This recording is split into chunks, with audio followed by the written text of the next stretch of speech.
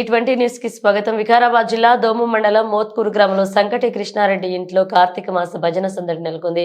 కార్తీక మాసం అంటే శివునికి అత్యంత ప్రీతికరమైన రోజులుగా పరిగణిస్తారు. కావున గ్రామాల్లో శివుని ఆరాధించి కార్తీక భజనను చేస్తారు.